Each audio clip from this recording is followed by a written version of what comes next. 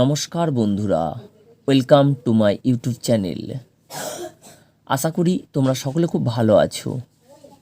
আজ তোমাদের সামনে আমি বিএ থার্ড সেমিস্টারের বাংলা সিসি পেপারের সাজেশানটি উপস্থিত করছি।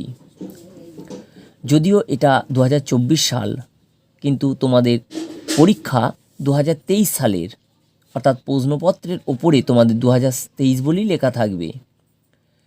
এই পেপার থেকে তোমাদের 5 নম্বরের 4টে উত্তর দিতে হবে।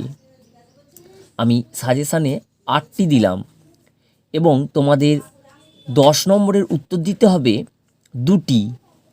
আমি সাজেশানে 4টি দিলাম। যারা তোমরা থার্ড সেমিস্টারে পড়াশোনা করছো তারা এই সাজেশানটি খুব ভালো করে পড়ে যাবে। 100% কমন আসবেই আসবে। প্রশ্ন পেলে মিলিয়ে দেখবে। তোমাদের কাছে এখন সাজেশানটি আমি উপস্থিত করছি। BA third semester Bangla suggestion 2023 CC paper, অর্থাৎ মেন বাংলা যেটা তোমাদের। 1. শ্রীকৃষ্ণ কীর্তন কাব্যের সাহিত্য মূল্য আলোচনা করো। 2. বৈষ্ণব পদ রচনায় গোবিন্দ দাসের কৃতিত্ব আলোচনা করো। 3.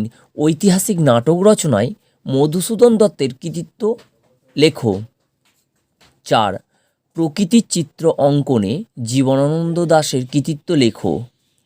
5. মহাভারতের অনুবাদক হিসেবে কাশিরাম দাসের কৃতিত্ব আলোচনা করো। 6. প্রবন্ধ সাহিত্যে রামসুন্দর ত্রিবেদীর অবদান লেখো। 7. অনুবাদ সাহিত্যে বিদ্যাসাগরের অবদান লেখো। 8. চণ্ডীদাসের সমস্যা বলতে কি বোঝো? এইগুলো তোমাদের মোট করতে হবে 5 নম্বরের। এরপর তোমাদের 10 নম্বরের উত্তর করতে হবে মোট 2টো। দেয়া থাকবে প্রশ্নতে 4টি। তোমরা এই যে 4টি তৈরি করবে, অবশ্যই তৈরি করবে। যেগুলো লাল কালিতে স্টার দেওয়া আছে সেগুলো অবশ্যই তোমরা তৈরি করবে। 1. উপন্যাস সাহিত্যে বঙ্কিমচন্দ্রের অবদান লেখো। 2. নাট্য সাহিত্যে বিজন ভট্টাচার্যের অবদান লেখো। 3. নাট্য সাহিত্যে গিরিশচন্দ্রের অবদান লেখো। এই যে বিজন ভট্টাচার্য এবং গিরিশচন্দ্র, এই দুটোর মধ্যে একটা অবশ্যই আসবে।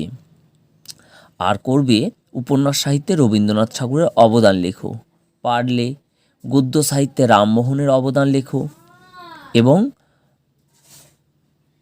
শেষ রবীন্দ্রনাথের ছোট গল্প বিষয়ে সংক্ষেপে নিবন্ধ লেখো। এই কটা তৈরি করো এবং বিশ্বাস রেখে পড়াশোনা করো, অবশ্যই কমন পাবে। ভালো লাগলে চ্যানেলটিকে লাইক করো।